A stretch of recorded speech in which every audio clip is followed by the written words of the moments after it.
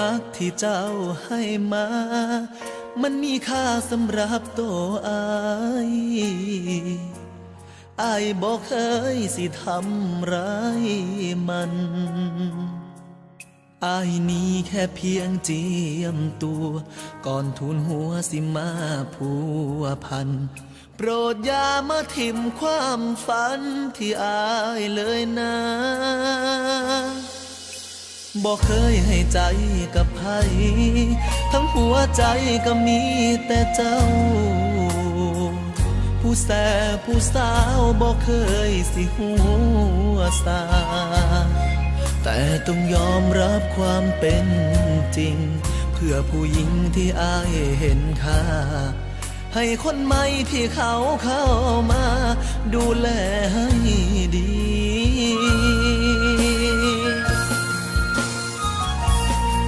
สำหรับอายแล้วเจ้านั้นมีค่าที่ผ่านมาหาเจ้าจริงให้เกียรติน้องเป็นผู้หญิงที่อายนั้นมี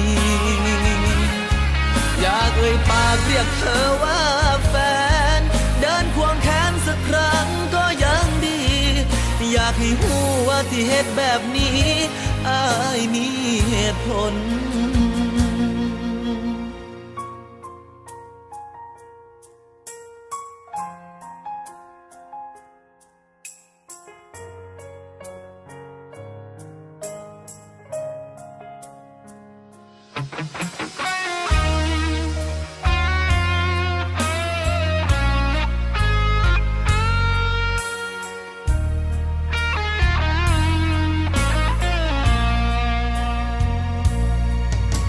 บอกเคยให้ใจ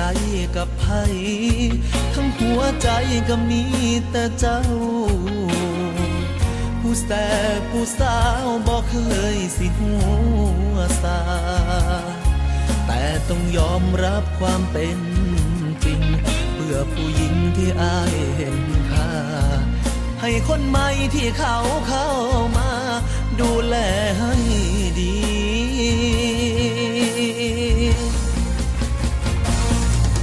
สำหรับอายแล้วเจ้านั้นมีค่า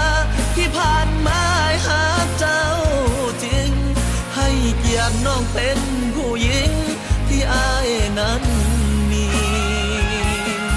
อยากเอ่ยปากเรียกเธอว่า